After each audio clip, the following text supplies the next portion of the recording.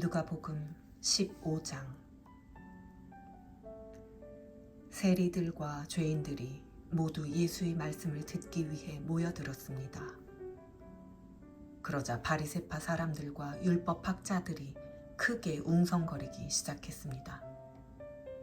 이 사람이 죄인들을 맞아들여 그들과 함께 음식을 먹는다. 그러자 예수께서 그들에게 이런 비유를 들려주셨습니다. 너희 중 누가 100마리의 양을 가지고 있었는데 그중 한 마리를 잃어버렸다고 하자.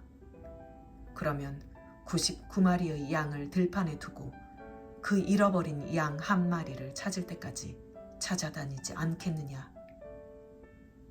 그리고 양을 찾게 되면 기뻐하며 양을 어깨에 메고 집에 와서 친구들과 이웃을 불러 모아 나와 함께 기뻐해 주십시오. 잃어버린 내 양을 찾았습니다. 라고 할 것이다. 내가 너희에게 말한다.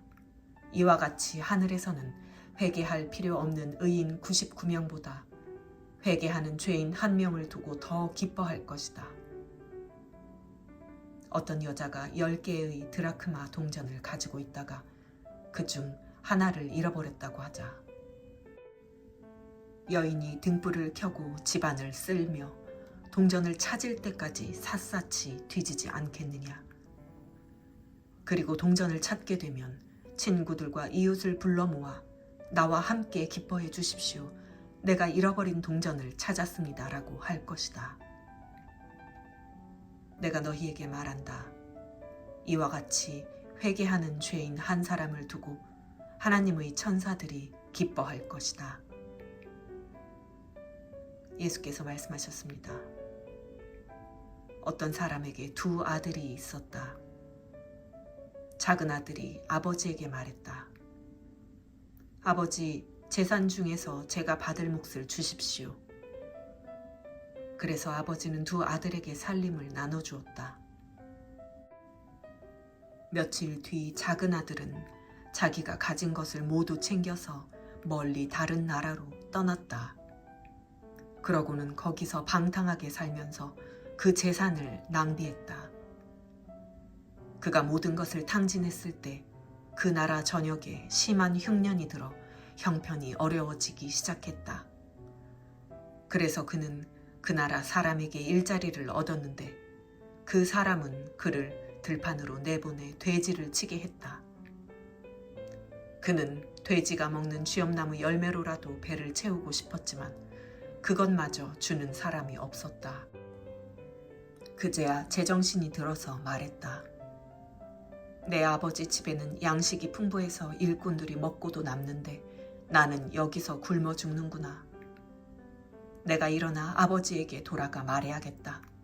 아버지, 제가 하늘과 아버지께 죄를 지었습니다. 저는 더 이상 아버지의 아들이라 불릴 자격이 없으니 그저 하나의 일꾼으로나 삼아 주십시오.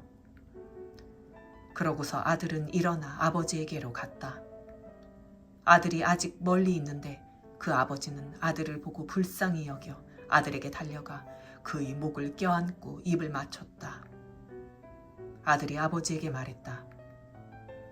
아버지, 제가 하늘과 아버지께 죄를 지었습니다.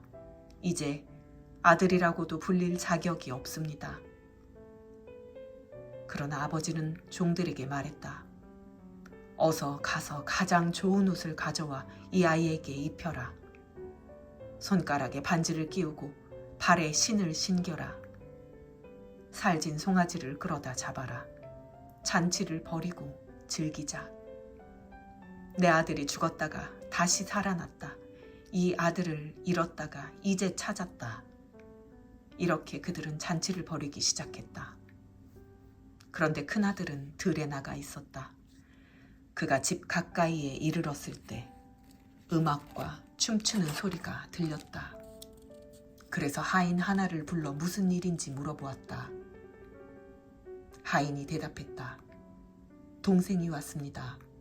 동생이 건강하게 무사히 돌아와서 주인 어른께서 살진 송아지를 잡으셨습니다. 큰아들은 화가 나서 들어가려 하지 않았다. 그러자 아버지가 나와 그를 달랬다. 그러자 큰 아들이 아버지에게 이렇게 말했다. 보십시오. 저는 여러 해 동안 아버지를 위해 종노릇하고 무슨 말씀이든 어긴 적이 없습니다. 그런데 제게는 친구들과 함께 즐기라며 염소 새끼 한 마리도 주시지 않았습니다. 그런데 창녀와 함께 아버지의 재산을 탕진한 아들이 집에 돌아오니까 아버지는 그를 위해 살진 송아지를 잡으셨습니다. 아버지가 말했다. 얘야, 너는 항상 나와 함께 있지 않느냐? 또 내가 가진 모든 것이 다 내 것이다. 그러나 내 동생은 죽었다가 다시 살아났고 내가 그를 잃었다가 찾았으니 우리가 잔치를 벌이며 기뻐하는 것이 당연하다.